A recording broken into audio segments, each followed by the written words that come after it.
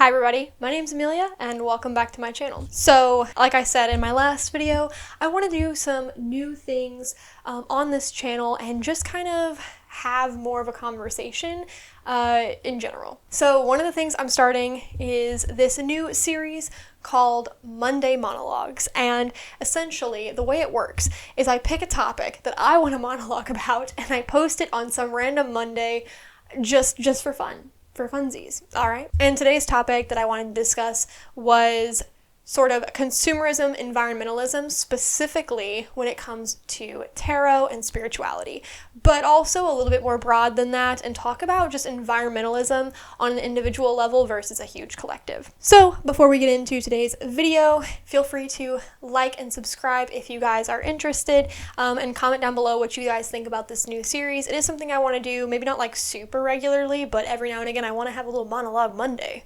so we're gonna start doing that. Alright, so you might be thinking, Amelia, why this topic? Why are we talking about consumerism and environmentalism, specifically on an individual level and in relation to tarot? Here's why. Let me let you know. So the main reason is simply because I've had a lot of people in my comment section on Pinterest, YouTube, and Instagram talking about environmental waste, specifically in regards to these topics, to tarot and spirituality. And I myself have also covered this topic in my toxic spirituality video, which you guys might have seen a while ago. It's been a while since I've recorded, so, you know. But this is something I'm really interested in, really passionate about. As someone who collects crystals, I hear this all the time about how could you purchase crystals, it's so bad for the environment. I also hear this as someone who collects decks and uses different tarot decks in my readings for other people, and they're always asking me like, oh my god, how can you buy these decks and support these big corporations knowing that you are affecting the environment? And of course, in my journaling days, when I did a lot more frequent journaling videos on Pinterest, I got a few comments about like, oh my gosh, you know, journalers like you are the reason that so many trees get cut down and so much stuff is wasted per year. So, something that keeps popping up, and I expect that it will continue to pop up in my comment section, just people getting a little angry and talking about the environment in regards to topics and things that I'm interested in. Another thing I wanted to point out is that there is a culture of consumerism in these spiritual communities. There is this idea that you need to buy your spiritual fix. You need to buy all these tarot decks, you need to buy crystals, buy herbs, buy whatever they sell in the metaphysical shops, and that these purchases are going to help you spiritually, when truthfully a lot of your spiritual discovery can happen without the purchase of any of those tools or any of those items, and a lot of it can be done by looking within or having a simple journal and pen, or by doing meditation, or by just taking walks in nature. There's a lot of ways to explore your spirituality without having to purchase any of those items. So this is kind of why I wanted to talk about this today, because I do feel like it's something that we should discuss. We should talk about the consumerism that exists in the spiritual communities, but we should also understand something a little bit deeper, and I think that the case is here that one person purchasing a tarot deck does not necessarily totally cripple the environment. But we're going to dive into it a lot today. I'm sure a lot of people have strong opinions on this, and I would love to hear it down in the comments, but let's go ahead and begin, and we're going to start by looking at the environmentalists' case. Okay, so looking at a case for the environmentalists, one of the big things is that a lot of these tarot decks are made by huge corporations, especially mass market decks, are made by big corporations and sold through big corporations. And these corporations, these businesses, produce a lot of waste. And we all know capitalism and consumerism culture that we have here, especially in the United States and America, that culture of consumerism is very big, and there is a lot of waste that is done with these. And the thing is I'm going to try to break this down a little bit and specifically look at publishing industry. As someone who publishes books, I'm an author, and as someone who professionally reads tarot for other people, I think it is important to look at the publishing houses and the publishing agencies and talk about the sort of waste that they're doing. All right, so I did find a sort of like little statistic. I'm going to link it down below, the article that I got it from, and it does talk about waste, especially in regards to the publishing industry. But what I wanted to point out before we really get into this is that finding the specific waste in regards to tarot decks is a bit trickier, but there's a lot of topics about environmentalism within the publishing industry and about the waste within the publishing industry. And so I did want to talk a little bit about that, using the publishing industry at large. So this includes like board games and card decks and books. And I wanted to use that as a reference simply because it's going to be harder to dig up more statistics on tarot decks. And I don't really want this whole like topic on my monologue Monday to be super filled with like stats and all this like data and stuff. It's not really a deep dive. If I do a deep dive later, then I will try to have it more packed in, I guess, with information. But for now, I'm just trying to open a conversation. So anyway, this statistic, or this like little snippet from Publish Your Purpose, says, according to Green Matters, the U.S. publishing industry emits over 40 million tons of carbon dioxide and cuts down 32 million trees a year to turn into books. And that's just the United States. It continues and says, when it takes one entire tree to print only 25 books, statisticians estimate that over the next decade, 3.4 billion trees will be cut down to meet the demand for book printing. Okay, so with that in mind, we can also assume that these sort of statistics, these sort of waste and production waste issues exist within the tarot community as well, because at the end of the day, these tarot decks are published by big publishing houses. And at the end of the day, they are sold typically through Amazon. And we all know that Amazon has its own issues with waste, production, and obviously it is not the most eco-friendly. So as a case for environmentalists, they're correct. The publishing industry does contribute a lot of waste and is not by any means environmentally friendly, especially when things are mass produced. And tarot decks are one of those such things that are mass produced. So a cheap $20 tarot deck is maybe affordable for somebody here in the United States, but the labor costs and the production waste and all the things that kind of go into it, especially when it gets sold through a place like Amazon, that contributes to a bigger problem. And again, as a case for environmentalists, it makes sense. Another thing I wanted to point out is that there is a stigma around buying used tarot decks. So I want to bring this up because when it comes to purchasing books, say from the publishing industry, just a book to read, through say like Penguin Random House or another big publisher, when you go to purchase a book and say you purchase it from Amazon, you can typically purchase books used, and that is totally fine. A lot of people do that. I myself prefer to do that. I prefer thrifting books or getting stuff through half-price books. Every now and again, I'll get a new book. It kind of depends on what is available. But we can also go to libraries and rent books through a library system as well. And this is something that doesn't exist for tarot decks. You can't go to a library and use a tarot deck and then give it back to the library. Additionally, you can't have a tarot deck and purchase it used typically on Amazon. Now, do used tarot decks exist? Yes, but there is a stigma around purchasing used decks. And it's something that doesn't really make sense to me. Some people say that the energy stays in the deck from the previous owner. Sure, but I myself have a used tarot deck, and if anything, it adds so much character and spunk to this particular deck that I don't really mind that it's used. And I don't have anything against purchasing used decks in the future. I don't really see the issue with it. Again, because I do believe that you can clean your decks as well. You can cleanse them and spiritually cleanse them, and so it's not really that I think of. I actually have two other decks that are probably used, not 100% sure because they were gifted to me, but I do think they were used prior to obtaining them. But unlike books, this sort of consistent used deck purchases, they just don't exist in the tarot community. And beyond that, spiritual tools in general, having used spiritual tools in general, just does not really exist within the community, unless you're going to antique stores to buy like used bells or something, or you are finding crystals that may have been passed around between different people or such and such. Sometimes you can find things like that, but at the metaphysical shops, they're pretty much brand new. On top of that, the publishing industry, one thing they have going for them is that they have ebooks, and a lot of people love to read on the Kindle, but you can't really do tarot digitally. You can. There are people that do it, and I myself enjoy some digital tarot platforms, but at the end of the day, I tend to prefer the physical copy over the digital copy when it comes to tarot, and so it's just not a very common practice. Another thing that the environmentalists point out when it comes to this sort of consumption and usage and just outright consumeristic culture regarding spiritual topics, regarding journaling even, because yeah, they come for me, believe it.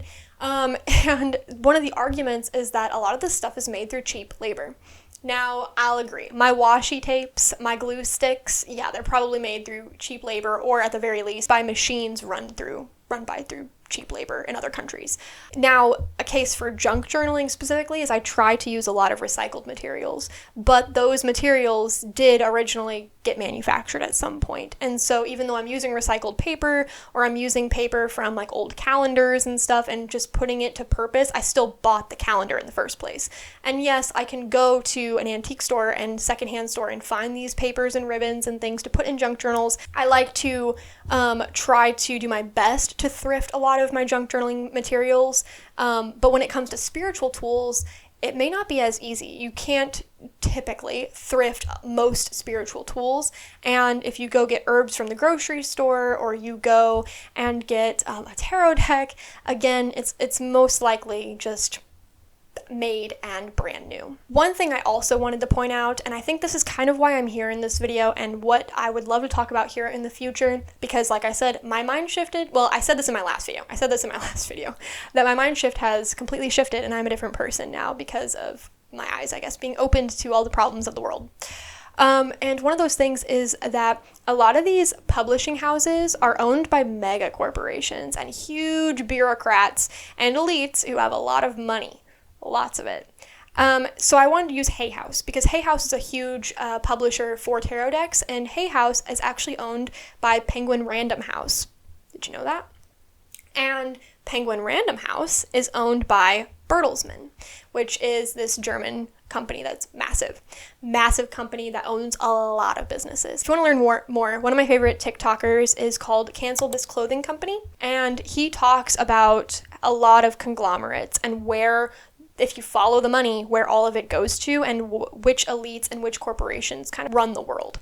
And it's a very interesting, also mildly depressing topic to get into, but I think that the stuff that this guy is doing is amazing work and really needs to be we need to pay attention. So again, as a case for the environmentalists, they may have a point here. I mean, if your money is your vote and you are purchasing things on Amazon or supporting places like Hay House, then I guess you're voting, in a sense, for these big companies to stay in power, for these elites to continue to make profits and store them in their pockets. Okay, but now I want to do a case for the tarot readers, me being a tarot reader myself.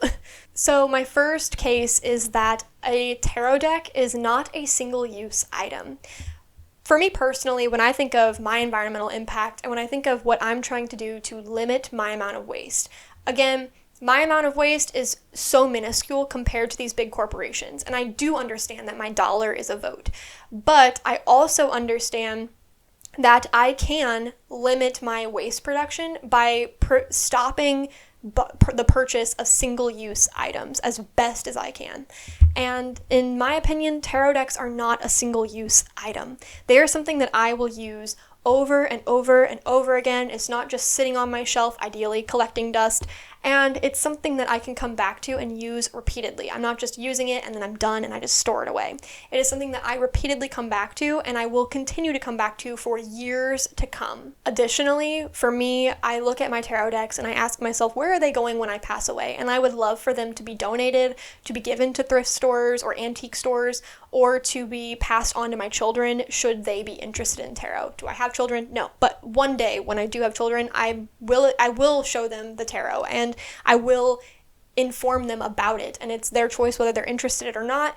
But if they are, then great. I hope that my decks get passed on to them. And so again, I'm looking at the longevity of my deck, and it is not a single-use thing that only serves one singular purpose once in its lifetime. I want it to be used repeatedly and passed down. Another thing I wanted to talk about is that, yes, while there are a ton of tarot decks coming out, and I do think that capitalism has totally washed the tarot landscape. There are so many new decks coming out every single year. It boggles my mind.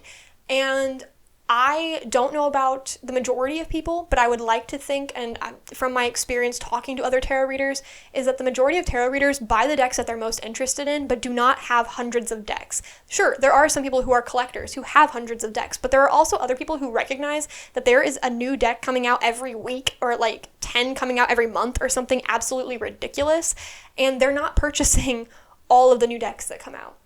Because you don't have to. At the end of the day, you should be purchasing the decks that you're most interested in, that vibe with you the most, and the ones that you think you'll actually use.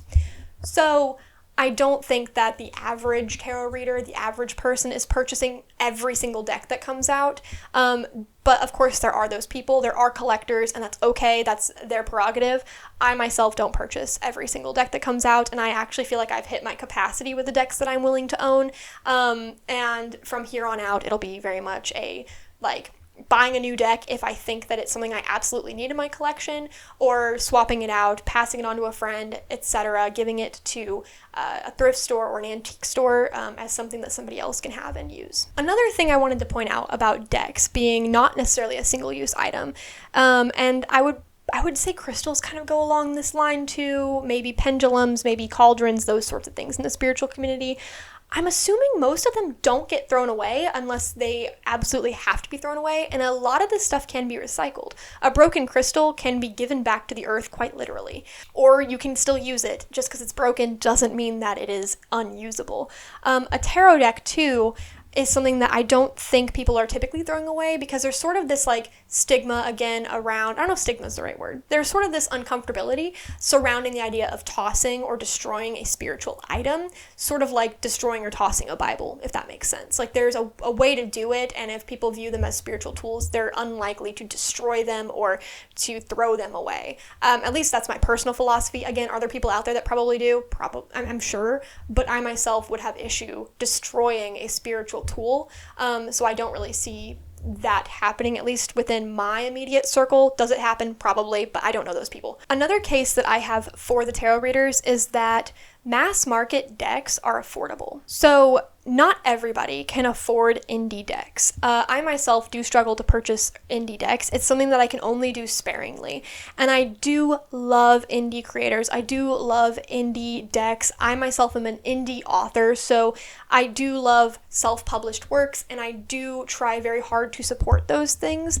But the difference between publishing in like books and tarot decks is that with the books, it's much more affordable to publish a book, not like affordable for the author, but it's affordable for the reader to purchase both indie and mass marketed books. But when it comes to tarot decks, a lot of indie tarot decks, especially ones that are a higher quality, are expensive, and that is because of all of the upfront costs and all the things that have to go into it, and they don't have the same backing and support that mass market companies do. So it is up to you whether you want to support small business by spending a lot more, or whether you want to support big business and save some money. And again, it comes down to your personal situation, your personal experience, and what is in your wallet. For example, I myself love supporting small businesses and small creators. I don't always have the means to do so. And so I do purchase mass market decks every now and again, because if I want a deck and it's mass market and it looks really cool and I like the artist and it's affordable, then yes, I'm going to purchase it if, I really, really want to, but I can't always do that with indie decks. I have my eye on so many indie decks that I'm so interested in getting, but when every indie deck is $60 or more, it's just not feasible for me, especially since I'm planning a wedding right now. A lot of my money has to go towards the wedding, but it's just something that's not physically possible for everybody. And so even though I sometimes hate the argument that, oh, you can't be an environmentalist unless you're really rich, and I don't agree with that. I think anybody can care about the environment and take steps to support the environment without breaking the bank. You don't have to be rich to do it. I also recognize the availability and ability for people to purchase mass market decks and be able to join the tarot community without having to break the bank to get a tarot deck or a spiritual tool. To go a little off topic on this, I want to talk about just being eco-friendly on a budget, because it is possible. I'm not trying to say that you have to be wealthy to be an environmentalist. That's not true. And I do think in some instances it's going to be harder. one example I have here of how I try to be eco-conscious is everything in my wardrobe is thrifted. All my jewelry, all my clothes, my shoes even, not the intimate clothing that I don't thrift, but everything else, like jeans, sweaters, coats, hats. Yes, I thrift hats. Just be smart about it, wash them thoroughly. But I thrift all of my clothing, and I like to thrift all of my art supplies when I can, especially when it comes to journaling. So getting like thrifted postcards from the antique store to put in my journals. I try very hard to thrift and purchase things that are not single use. I've cut out all like plastics pretty much in my life as best as I can. It's a continuous effort, but trying to cut out like plastic bags, like disposable baggies, like sandwich bags, those sorts of things. Those are things I'm moving towards. Those are my attempts at being more eco-friendly and being more of an environmentalist. But I am not wealthy. I do not have a lot of money. My room may be filled with things, but I promise most of it was thrifted. Obviously not the computer components, which I think leads to my next point. So my next point, I'm actually going to bring up a YouTube channel that I love on YouTube, and it is Shel Bisley. She talks all the time about environmentalism and eco-friendly alternatives and things that you can do to be more eco-conscious, and I love her channel so much. And I think one thing that had really stuck with me, because I was sort of guilting myself for not being the perfect environmentalist, and one thing that she sort of kind of brought up that really changed my perspective is try to be environmentally conscious where you can, but understand that it's impossible to be 100% environmentally friendly. It's hard. You cannot be 100% zero waste either, not in this society. I mean, if you buy computers, that's great if you can get refurbished, but it's not always possible. It also depends on your personal situation and your financial situation. So that's something I wanted to talk about, is that it's not always feasible to purchase something secondhand or refurbished, or to purchase the eco-friendly option. It's going to depend on what that item is. It's going to depend on its availability as a used or refurbished item. It's going to depend on your amount that you're able to spend. There's a lot that goes into it. And we shouldn't beat ourselves up if we are eco-friendly in so many ways and then maybe not in one or two hobbies. So for me, with tarot, I would love to thrift tarot decks. Some tarot decks can be thrifted. It's just a matter of finding them the right time, right space, etc. You can find some on eBay. You can find some on Etsy. You can also find them for me, at like my local thrift bookstore. You can find them there. But it's not always the deck I want. And sometimes I'm like, you know what? I know I'm going to use this deck a lot. I'm ideally going to keep it for my whole life. Ideally, it'll get passed down. So I am willing to invest in it, even though I know it's not eco-friendly, but in, say, my clothing, in, say, how I purchase my food, in a lot of other ways, I am eco-friendly, and I do my best to be when I can. But I know I will never be 100% perfect, and that's okay. And I think that it's something that, while there are environmentalists online who don't see tarot as being valuable, they don't see journaling as being valuable. They're like, that's a dumb hobby. I myself don't do it, and I'm more environmentally friendly because I don't do your hobby. And I don't know, that kind of rubs me the wrong way. Like, everybody has their hobby, and, you know, sometimes the hobby isn't always the most environmentally friendly. Sometimes it's not even, like, feasible to make it environmentally friendly. It kind of depends on what the hobby is. And for me, with my hobbies, I like to say that I do my best to be eco-friendly with these hobbies, but again, I will never be perfect. And I'm sorry to burst your bubble on that. So I want to get into some final thoughts here. And that is that I understand the case for environmentalists, because I agree that there is a culture of consumerism that has spread into the spiritual sphere, and it is not good. It is toxic. It doesn't help us. But I also, as a tarot reader and as someone who uses tarot to explore myself and, you know, connect with the divine, and using journaling as an outlet for me, for my mental health and for my own spiritual practices, as something that these are hobbies that really matter to me, I do my best to be eco-friendly when I can, but I will never be perfect. And I am so sorry to all the environmentalists out there who are hurt because I am not their idea of environmentally friendly or their idea of perfection. Sorry to burst your bubble, but I'm just not, and I won't be. I try to junk journal, literally using junk to journal, and I try to make sure that I'm not purchasing single-use items. And unfortunately, you don't know what my life looks like beyond the things I tell you, because we are divided by this camera and this microphone. But, you know, I get the anger. I get the passion surrounding the environment. I understand how important it is to protect our world and our earth and to use our dollars as votes. But I also recognize that in some instances, you do have to be a bit wealthier to afford certain environmental luxuries. And in other instances, you can make swaps that are eco-friendly. Again, I highly recommend Shel Bisley if you are looking for a way to explore your environmental impact. And I also recommend Cancel This Clothing Company if you're interested to see where your dollars, your votes are going. But again, at the end of the day, we live in a society that is built on capitalism and consumerism, so it's going to be hard to escape it.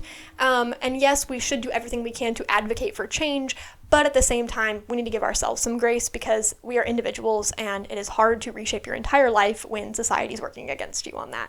So anyway, I do want to leave on a positive note, and that is that you can have a spiritual practice without having all the bits and bobs, and you can have one tarot deck and it'd be great. You can own a bunch of tarot decks and love it and be a collector. That's totally fine. Again, it's your life. What do you want to do with it? And I think if I've learned anything from the tarot, it's that we should explore our inner workings and we should follow our passions and our dreams. And if that is yours, that is awesome. Mine personally is to find decks that I can fall in love with and use repeatedly for my whole life. So yes. Anyway, I hope you guys enjoyed this episode of Monday Monologues, and I hope that you leave some comments down below. We can start up a conversation and just chit-chat about this sort of topic. What do you think about spiritual consumerism or consumerism entering the spiritual landscape? And what is your personal opinion on purchasing tarot decks? I'd love to hear your thoughts below. And until next time, I'll catch you later.